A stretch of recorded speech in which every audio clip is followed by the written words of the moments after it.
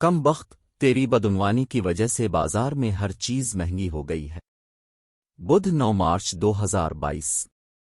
अलिफाटे निकम्मे दिन निकल आया है और ताव अभी तक सो रहा है। बंदरिया ने अपने बेटे टनको को चप्पल मारते हुए कहा, अम्मा सुबह ही सुबह क्यों मुझे चप्पल से मार रही हो? टनको बंदर दर्द से कल बुलाया।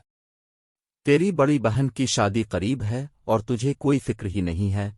तेरे अब्बा और बड़ा भाई जंगल काम के लिए गए हुए हैं, तुझे भी उनकी तरह मेहनती बनना चाहिए। टनको घास के बिस्तर पर कसमसाने लगा तो अम्मा ने कहा, जल्दी से मुंह धोकर मैं नाश्ता लाती हूँ। टनको नाश्ता करने के दौरान पैसे जल्दी और ज्यादा जमा करने के मंसूबे बनाने लगा। जल्द ही इसके ज़हन में एक मंसूबा आ गया। ये बंदरों का एक खानदान था और ये सब बंदर जंगल में रहते थे।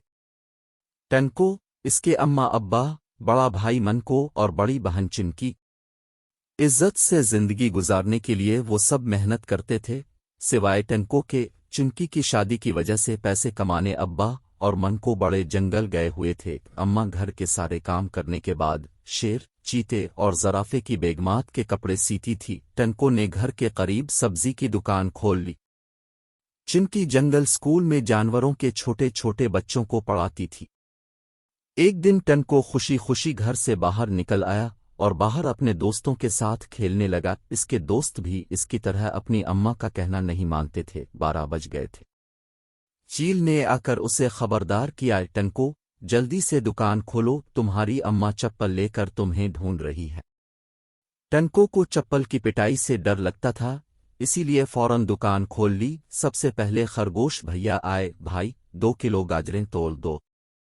ये लो। टनको ने जल्दी से गाजरें तोलकर उसे दी और असल कीमत से ज्यादा पैसे मांगे। मगर ये तो बहुत ज्यादा हैं, खरगोश भैया ने मुंह बनाया। क्या करूं भैया, महंगाई बढ़ रही है, अगर लेना है तो लो वरना कहीं और जाओ। टनको मक्कारी से बोला। करीब में कोई दुकान नहीं थी, सीन लिए नाचार खरगोश भैया ज्यादा पैसे देकर घर पहुंचा। अम्मा को सब्जी देकर अब्बा के पास बर्तनों की दुकान पर पहुंचा और सारा माजरा अब्बा खरगोश को बताया। ठीक है, अब तुम भी बर्तन थोड़े महंगे दाम में बेचना, इस तरह हम भी ज्यादा पैसे कमा लेंगे। खरगोश के बाद हाथी चाचा टनको के पास पहुंचे, जिनकी लोहे और सरिये की दुकान थी। उन्होंने गन्ना मांगा। महंगा गन्ना मिलने पर उन्होंने भी लोहे और सरिये के दाम बढ़ा दिए। बिक्री और गाय को जब टनको से महंगी घास मिली तो उन्होंने दूध में पानी मिलाना शुरू कर दिया और पैसे बढ़ा दिए। इसी तरह सब जानवर एक दुकान से दूसरी दुकान पर जाते और महंगी अशिया खरीदने के बाद अपनी चीजों के दाम बढ़ा देते। अम्मा बंदरिया बहुत खुश थी, क्योंकि टनको बेटा इसे रोजाना बहुत से पैसे ला कर दे रहा था। अब उसे अब्बा बंदर और मनको का इंतजार था, ताकि वो जल्दी से अपनी बेटी की शादी की तैयारी कर सके। कुछ ही दिनों में वो भी सूटकेस में बहुत सारा सामान लेकर आए थे। फिर अब्बा बंदर और अम्मा बंदरिया खरीदारी के लिए निकले। सबसे पहले वो खरगोश बर्तन वाले के पास गए। बर्तन की कीमतें बढ़ गई थीं। उन्होंने सोचा कि बर्तन बाद में लेंगे, पहले दूसरा सामान ले लें। फिर वो आंटी लुमड़ी के पास मलबूसात की खरीदारी के लिए गए। अम्मा बंदरिया ने कपड़े की कीमत सुनकर रीछ सुनार से पहले सोने के जेवरात लेने का इरादा किया। सोने की कीमत सुनकर उन दोनों को पसीने आ गए।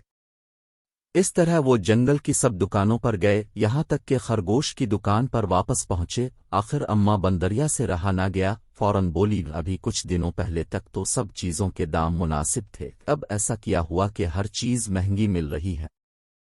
खरगोश भैया उनकी बात सुनकर हंसने लगे। लो अम्मा जी, आपको टनको ने नहीं बताया कि महंगाई हो गई है।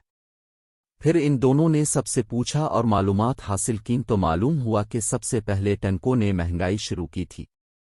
फिर वो दोनों मियाँ बीवी थोड़ी देर छपकर अपने बेटे को भाव ताव करते हुए देखते रहे। अब अम्मा बंदरिया को मालूम हुआ कि इतने सारे नोट किस तरह आ रहे हैं। आखिर अम्मा बंदरिया से रहा न गया, नोकदार सैंडल से टनको बंदर को मारने लगी। कम बख्त, तेरी बदउनवानी की वजह से बाजार में हर चीज महंगी हो गई है। जंगल के सब जानवर ये तमाशा देख रहे थे। आखिर हाथी और रीछ ने टनको की जान बख्शवाई। ٹنکو اب اپنی حرکت پر شرمندہ ہو گیا تھا۔ اس نے اپنے اماں ابا کے ساتھ ساتھ سب جانوروں سے نہ صرف معافی مانگی بلکہ کہا کہ وہ آئندہ محنت کر کے کمائے گا۔ ادھر جنگل کا بادشاہ شیر بھی بازار کا دورہ کرنے آ گیا۔ اس نے ریچھ کو ہدایت کی کہ ہر چیز کے نرخ مقرر کیے جائیں اور عمل درآمد نہ کرنے والوں کو سزا دی جائے۔